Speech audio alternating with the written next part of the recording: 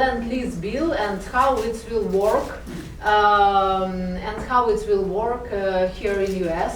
And what is relief packages which needs to be passed every like 3-4 months in your parliament, because for Ukrainians it's also all people talking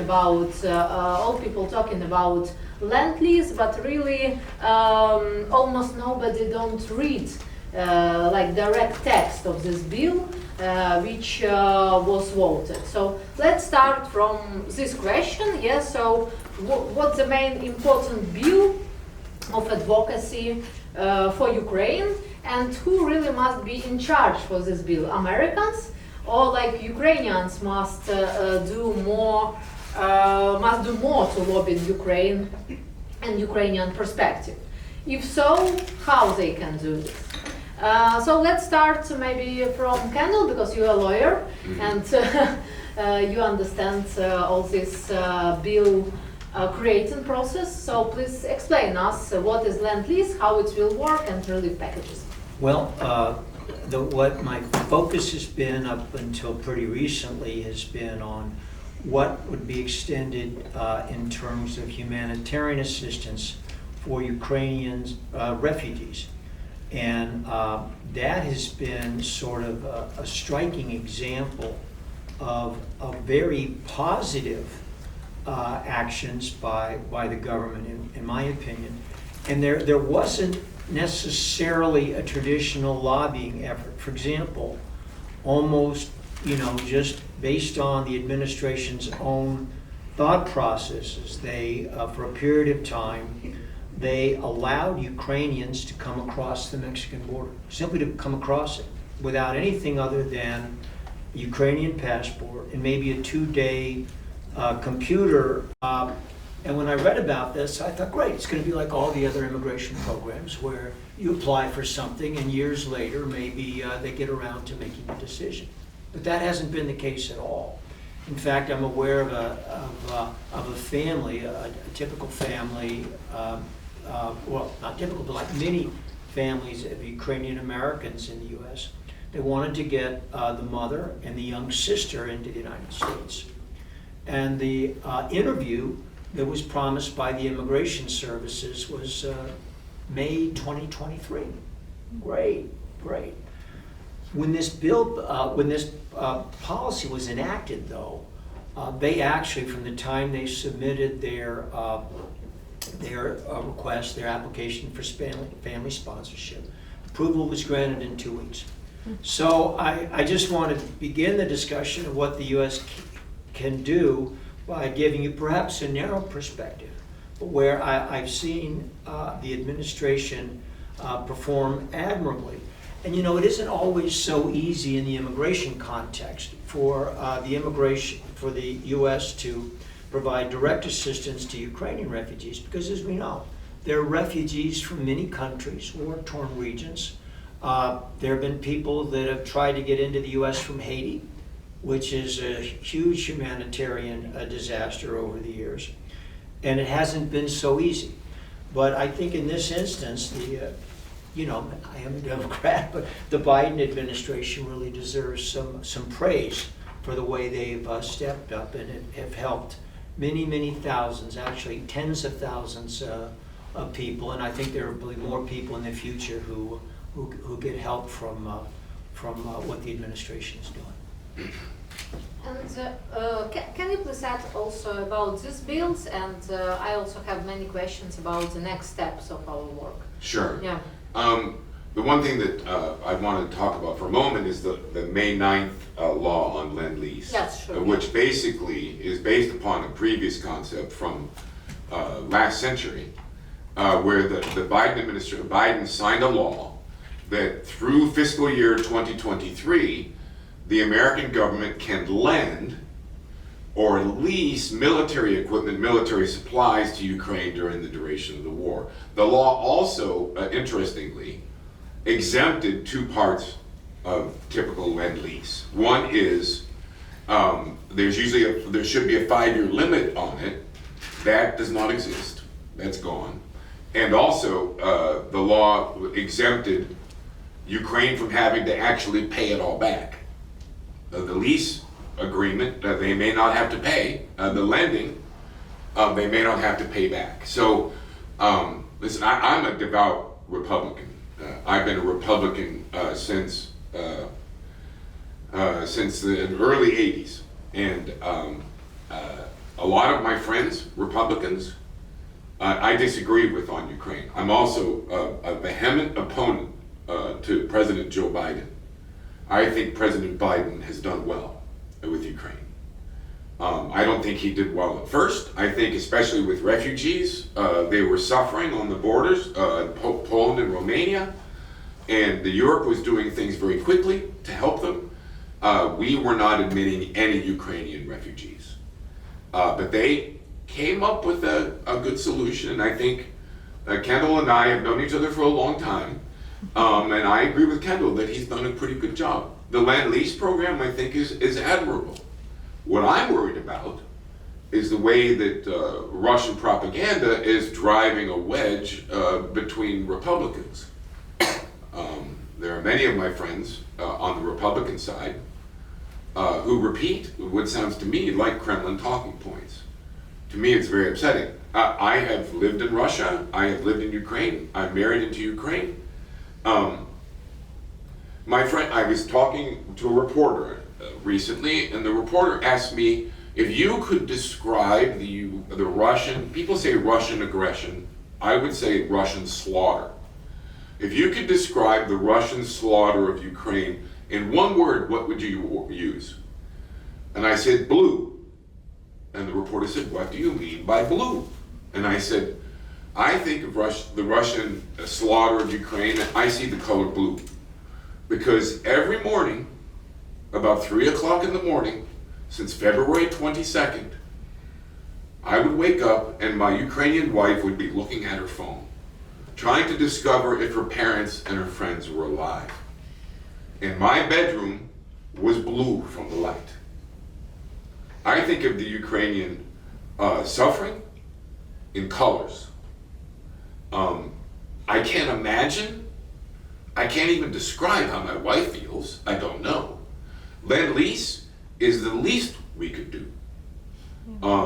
But what we must do is not, I think we need to admit more refugees if they need it, but we need to give the Ukrainians a home to return to. And my friends on the Republican side who disagree with me, to hell with them. That's how I feel. I also have questions about what is the main tools of lobbying, because now, for example, in my case, we join many demonstrations for Ukraine. We do a lot of meetings with Department of State, with people from Senate, people from Congress. But yes, we do many statements, many work with media. But what the main tools of lobbying? Because here it's not like in Ukraine or in Eastern Europe. You have procedures, and maybe, for example, some working on procedures, it will be more effective than 10 demonstrations, or 10 demonstrations will be more effective than one letter to your senator from diaspora.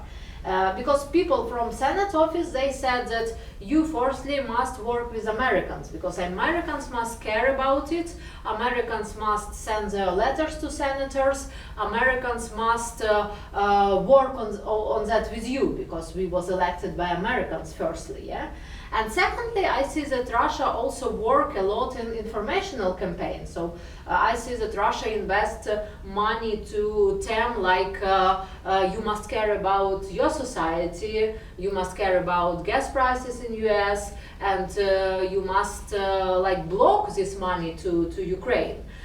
So what's the main tools for advocacy for our people, maybe for some groups, so for politicians, for civil society, for journalists, for volunteers. So what tools we must use to be more effective? Because all our people now work a lot, voluntary a lot to have this result. but sometimes it's result not so quick as we want. Yeah. Hello? That's a great question. I'm not anything like the expert that could answer. I can talk a little bit about just a personal experience, but you know, when this horrible war started, there were demonstrations in South Florida. And South Florida has what might be a surprisingly large Russian-speaking community, and we used to refer to it that way. And of course, since then, it's people more commonly self-identify as Ukrainian or Ukrainian extractions. But it's a big community, maybe over 400,000. And there were demonstrations in which the Russians participated, because frankly, nobody in South Florida that I've spoken to supports the war. Russian, American, Kazakh, Cuban, you know, any nationality. But I didn't believe, and I didn't observe that the demonstrations that were occurring were getting much done. We did put together a meeting with a local member of Congress because, you know, again, we have enough Ukrainian Americans, as well as Russian Americans who object to the war, to register on the radar for a member of Congress. And I don't know how many districts around the United States have that, but we have such districts in South Florida. And you know, we had a meeting with a member of Congress, and I thought it was a good and effective meeting. And at the meeting, it was attended by Ukrainian Americans, including registered voters, because I just find out, at least at the congressional level, and I'm sure this was talked about, the first question they ask is, are you in the district, or who's in the district? They're very, very mindful of that. And even when advocating for clients in immigration context, they always want to know, is the family who's trying to get somebody in from another country in the district? So one of the things I certainly would recommend is, wherever there are members of Congress or perhaps senators who have some level of Ukrainian Americans in their district or in their state, you know, set up meetings. And, you know, of course, it's good to have U.S. Folks who've been contributing to the members' campaign over the years, but also members of the Ukrainian American community to sit in on the meetings, and so that kind of impact is magnified. I've actually been trying to Google here the name of the man who has been lobbying on behalf of the Zelensky administration. I haven't discovered it, but whoever he is, he's doing a good job. He's also up against people who are lobbying for Russia, by the way, who are operating as lobbyists in Washington. He's a one-man band versus this group of people who are probably working, as we mentioned, probably for Gazprom or something. He's doing a great job. I don't know who he is, but he's doing a great job. He needs help, unfortunately. I think Kendall's got it right. The American people need to know the story. It can't just be an inside the Beltway discussion, because we're talking billions and billions of dollars at a time when we have so much homelessness in America that it's embarrassing, right? And yet we need to describe for the American people why it's important to stop Vladimir Putin's slaughter of Ukraine. And the way to do that is to talk directly to the families in the congressional districts. And well, I'm from Buffalo, New York, right? Amazingly, we have many, many Ukrainians in Buffalo. Many Ukrainians who have been there for, you know, for dozens of years or generations even. And if the congressman there was against this aid, he's not, he's for it, I would put a group of his constituents together to sit down and talk to him about their mothers and fathers and brothers and sisters in Ukraine and whether they're even going to live, right? There's no better way to move an American family to support the foreign aid than to describe for them how another family is being impacted. We don't like spending money in other countries. We don't like lobbyists, right? We don't like even our congressmen. We don't like any of them. Least of all do we like the media, right? But we love families. And if we can describe not just the war, but the recovery from the war as reuniting families. Because I know many Ukrainians who are now in Poland or In Romania, they're in places where they actually can't afford to live, right? Because they're living on the revenues that they gained and hopefully saved in Ukraine. They want to go home, right? And in order for them to go home, they have to have something to go home to. They have to have hospitals, they have to have schools that have all been burned to the ground, right? So reuniting families is the message that we need to give to the families in the districts of the congressmen who are going to vote. And if we don't do that, we're going to lose this. Yeah, one more question from me as moderator, and then we come to questions from internet and audience. One more question, it's about suits against Russia. So now many people from Ukraine, even some lawyers like Valentin Zaharia, I'm also working on lobbying law to cancel Russia immunity.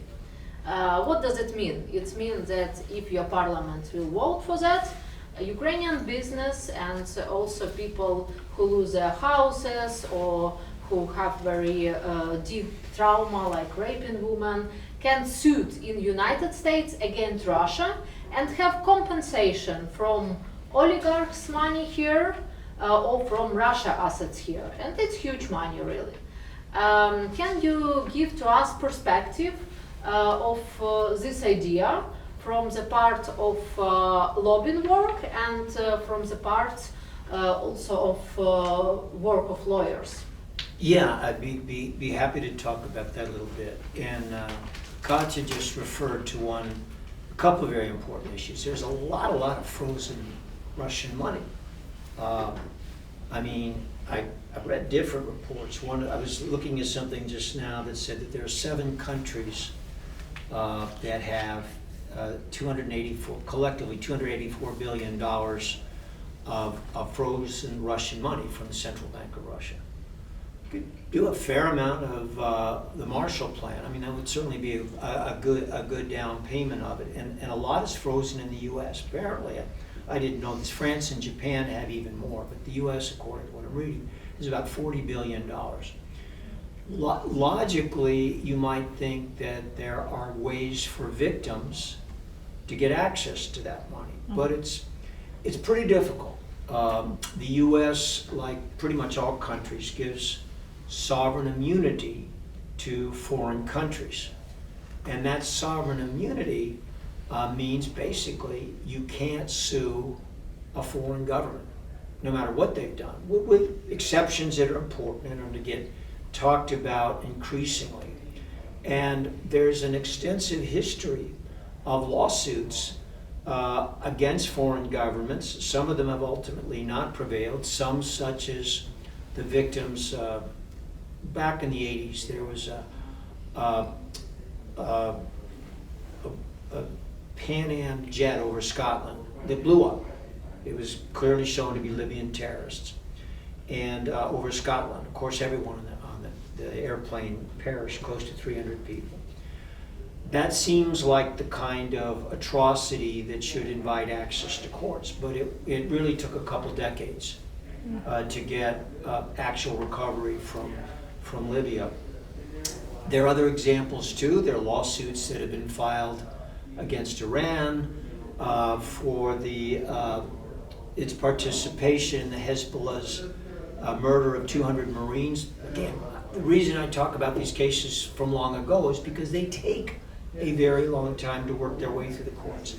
Things could be different this time, but one of the most significant things would be what Katya's just talking about.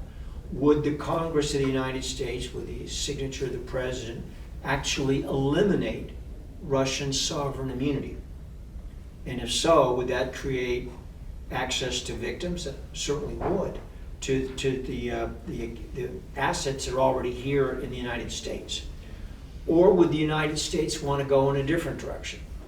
And either through the Justice Department or through the exercises of executive authority, take control of those assets.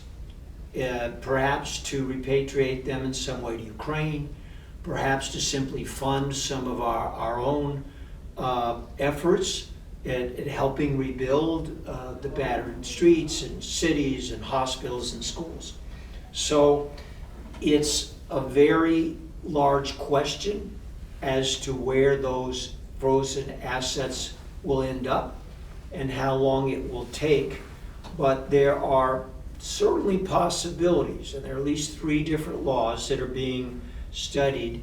And I would be surprised if litigation initiatives are not launched. But they're complex. To some extent, they will depend on changes in the law, and to some extent, they'll be dependent upon government policy changes and what the United States at the highest levels wants to do with the frozen assets. It's such a difficult landscape to predict that in one of the cases involving victims who are suing Iran, the Congress literally changed the law during the course of the litigation because it was going on for so many years, and there have been successful recoveries against the Castro regime as well. So the short answer is there's a lot of money, there are a lot of victims. Ultimately, how that turns out could depend more on the Congress and the President than on the courts. I've known Kendall for a long time. We come from opposite sides of the table. When it comes to legal issues, I defer entirely to Kendall. Always. On the Congress, I'll step in and say a few words, take it or leave it. I mentioned earlier about how there are many Republicans who are saying things that I think reflect Russian propaganda. People I truly respect. I'm a devout Catholic. I'm actually in a master's program for theology right now. I told Donald Trump that, and he looked at me like I was crazy. He's like, you're going to be a priest? It's like, no, I have children. So, but for me, I watched propaganda overtake the Catholic Church. You know, Catholic commentators, we call them traditional Catholic or Twitter Catholics, right? Who are out there saying that we should not be giving money to Ukraine, right? And others who were saying, you sound like a Putinist. I've watched 2 Catholics almost tear each other apart and try to get each other fired. One an academic, one a reporter, over messages that were clearly coming straight out of the Kremlin, to my mind, right? This is not happening in the Congress. The Republicans are remarkably united with Democrats on aid to Ukraine. Remarkably. I think this might change. We're going to have about 50 more freshman Republicans. Some of them are going to come from probably, the wrong side of that debate. It would be great if we could remove immunity before November. It's not going to happen. But I think it's very possible that the Congress can do the right thing. It's remarkably unified, and even if the Republican Congress becomes in charge, the Republicans become in charge of the House and perhaps the Senate, most likely the House, even if they do elect some rather anti-Ukraine, like isolationist Republicans, I think it can still be done. I think it would be unusual, right, Kendall? But I think it's entirely possible. And if we do it, Katie barred the door. I mean, I think that we could really, truly do great things for Ukraine with Russian money, and the poetry of that just makes me very happy. Yeah, it's now we have damages, $200 billion. It's damages to our infrastructure, to supply chains, to private households, to business. I know it directly because my father under Russian sanctions and our territory is occupied at Kherson region, so I know it also from my personal experience, unfortunately. And this also I must mention on this conference, that situation which now we have in Kherson region, it's not so loudly terror like in Bucha, but it's very hidden terror under occupation. It's the same thing like in Bucha, but very high, so they take all activists, they broken their legs, they kidnap it, they come to houses and villages and take cows and other stuff. So it's the same, unfortunately, in my region, where I'm like taking part in election only 5 months ago, so I know these people directly. And if some also Americans who see us wanted to help directly to our people in Kherson or donate money to them to transfer some way, because we can't give their humanitarian aid, please do that, because people in Ukraine, you must understand that people in villages live for $50 a month, so when they work. So they really need this help now, and we can help. Also, we will present project Ukrainian Humanitarian Headquarters, which connects different projects and fundraising not only for one project, but for different projects. For example, also if religious organizations do these projects, like rabbi or priest, we support them. Also, we support people who buy body armor for territorial defense, like people who do psychological aid for raped women. It's true, yeah, and they also need support, because without our support, unfortunately, these programs will be closed, because now it's all money from middle business, and as you know, business also not so good here. So thank you one more time. Please, questions. When you talk about the colors of the war, to me it's spinning black, because I have a very good friend in Kiev, and on the 4th day of the Can I bring this to you? I want people to hear it. So when I think of the war, and you were talking about colors, and it's blue for you, to me it's spinning black, because I have a very good friend who lives in Kiev, and on the 4th day of the war I received luckily an erroneous message that said her apartment complex had been hit by a Russian missile. And it was a tremendous shock for me. And it took me a few days to actually find out that she was still alive, which was then almost like the Ukrainian colors with yellow. It was bright and positive. But I had met with her, and I call it the good old days, which was only in December last year, with her and with the head of the Ukrainian PPP unit at a big international conference on PPPs in Istanbul. And it was so ironic for me where they were presenting on the Ukrainian plan for PPPs to improve the port facilities on the Black Sea to export grain to the rest of the world. 3 cities stand out to me: Mariupol, Kherson, Mykolaiv, and then actually a 4th one, Odessa. Only one of those ports today can even function. Yeah. And so when I start thinking of PPPs, which is my area of expertise, I just wonder, and that's the question for the 2 panelists, or the 3, is when we get into, and I'm trying to be positive, into the reconstruction phase of Ukraine, this will happen eventually, and in the recovered territories, which I firmly believe will happen, there's going to be a tremendous need for industries, infrastructure companies from all over the world to get involved, and it's most likely going to have to take place through public-private partnerships. Sure. Because the Ukrainian government's not going to have the funding to do this. What type of lobbying do you think should be done, especially with your experience of having been a lobbyist in the Ukraine? What type of lobbying do you think, or effective methods or strategies should be done so that this can be achieved? And that's a very long question. But, I was at a conference, wherever it was, Florida somewhere, where the Biden administration's FEMA director was. I know FEMA doesn't typically get involved in international issues. Sometimes they do. I've seen them on the ground in the former Soviet Union. And I asked her, I said, will FEMA get involved in recovering Ukraine? She said it will almost entirely come from the United States Agency for International Development, but also some will come from the Department of Defense. Those are the 2 buckets it will come from. So both of them require congressional lobbying. There's existing funds, but not $200 billion. And by the way, of course, the United States is not going to pay the whole bill, but what's going to happen, and this is the way I understand it, is that the Zelensky administration will make a request, and the bills will be paid by foreign governments.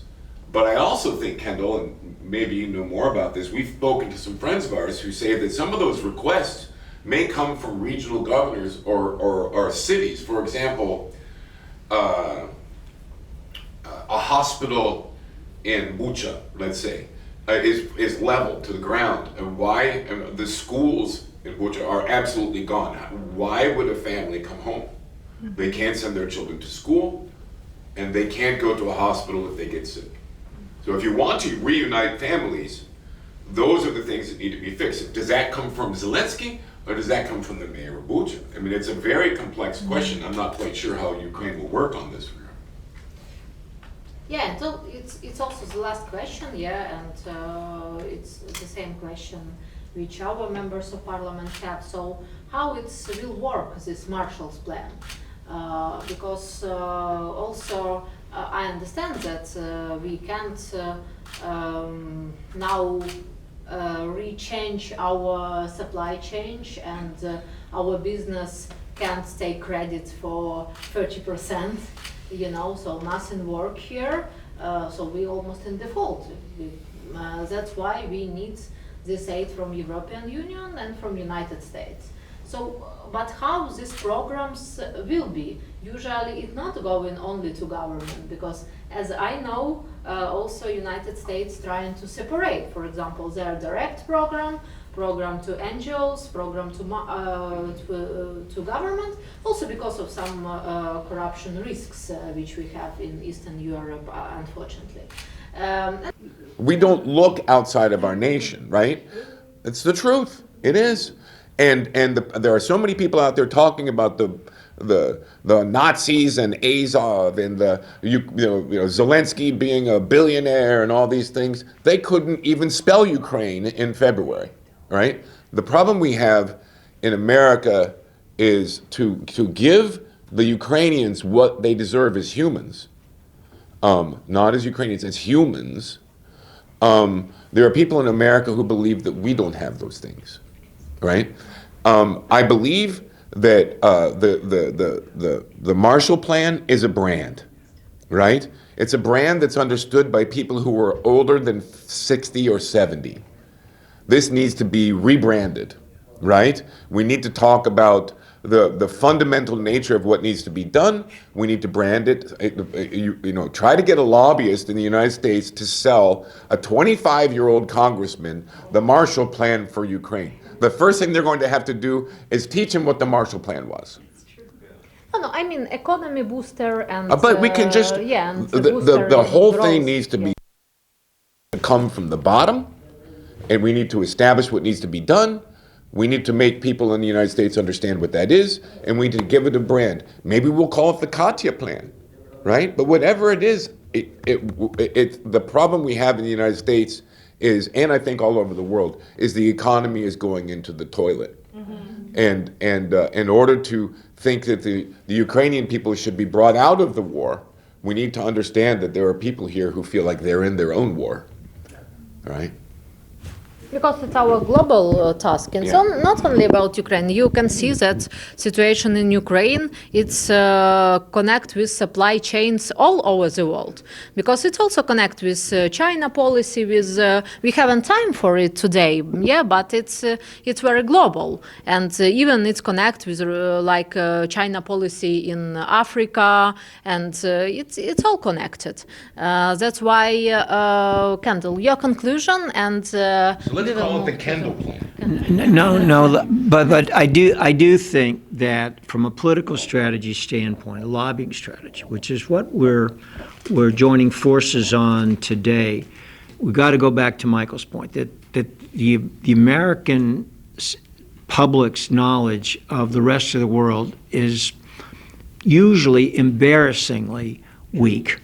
And it was certainly true of Ukraine until this tragic, awful war began. And it remains, other than, people see the military action, they're aware of atrocities So there's a general awareness, but in terms of what to do about it, if you tell the average American member of Congress, oh, we've got a pretty good Marshall Plan here, the public's going to be fine with that. There isn't going to be any intervention to address some of the things that Katia was talking about. And so what I think needs to be a critical element of the political strategy is identifying some members of Congress who will make it their business to make sure that this is handled in a meaningful way that doesn't turn into a media circus on corruption. So, for example, especially if the country's struggling economically and the aid starts flowing into Ukraine, and if some journalists expose how money is being misspent or wasted or basically stolen, that's going to freeze the enthusiasm for further support for Ukraine. So I think it's important to recognize that right now there's a lot of positive feeling.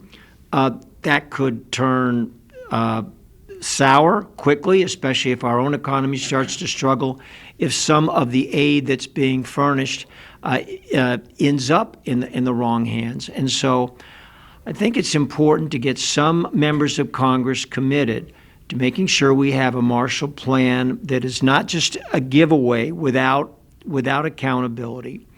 And that those members of Congress are likely to be people that have Ukrainian Americans in their district. And perhaps there's a senator or two who will join. But you don't need 100 of them. You just need some that are informed, that will follow through, that will make it a priority in their political and personal lives to help Ukraine in a way that's truly meaningful.